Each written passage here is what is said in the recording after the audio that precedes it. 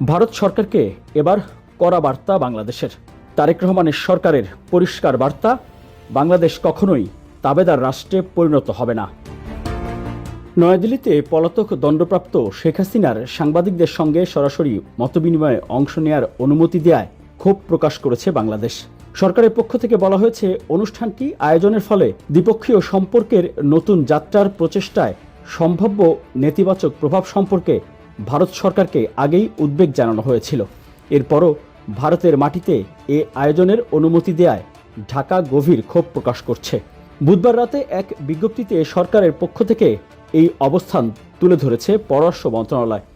বিজ্ঞপ্তিতে বলা হয়েছে, পলাতক ও দণ্ডপ্রাপ্ত গণহত্যাকারী শেখ হাসিনাকে আজ সন্ধ্যায় নয়াদিল্লিতে গণমাধ্যমের সঙ্গে সরাসরি মতবিনিময়ের সুযোগ দেওয়া হয়েছে। সেখানে তিনি এবং তার সহযোগীরা বাংলাদেশ রাষ্ট্র ও এর জনগণের বিরুদ্ধে বিষোদ্গার করেছেন। এই ঘটনা বাংলাদেশ ক্ষুব্ধ।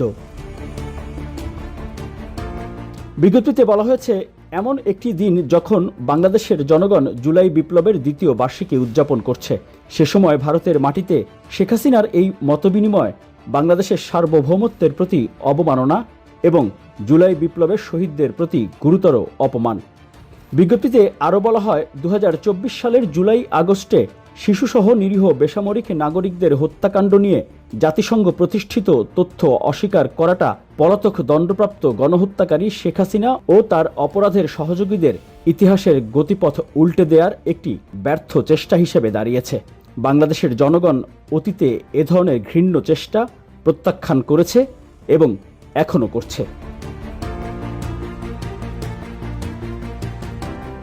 বিজ্ঞপ্তিতে আরও বলা হয়েছে, জুলাই বিপ্লবের চেতনা ধারণ করে বাংলাদেশের জনগণ দৃঢ়ভাবে অঙ্গীকার করছে যে আমাদের দেশ আর কখনো ফ্যাসিবাদের অন্ধকার সময়ে ফিরে যাবে না এবং বাংলাদেশ কখনোই তাবেদার রাষ্ট্রে পরিণত হবে না। দণ্ডপ্রাপ্ত গণহত্যাকারী শেখ হাসিনা ও তার মাফিয়া চক্রের আর কখনো বাংলাদেশের রাজনৈতিক অঙ্গনে স্থান হবে না।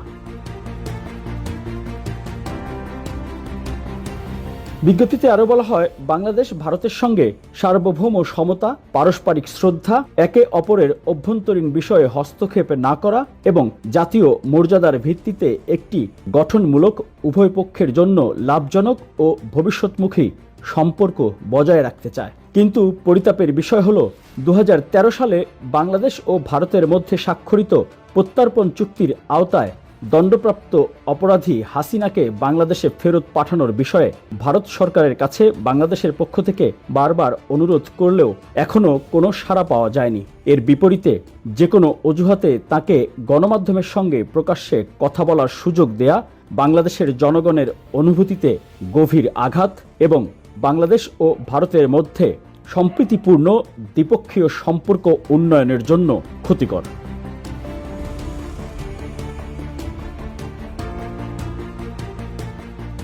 Open media cell.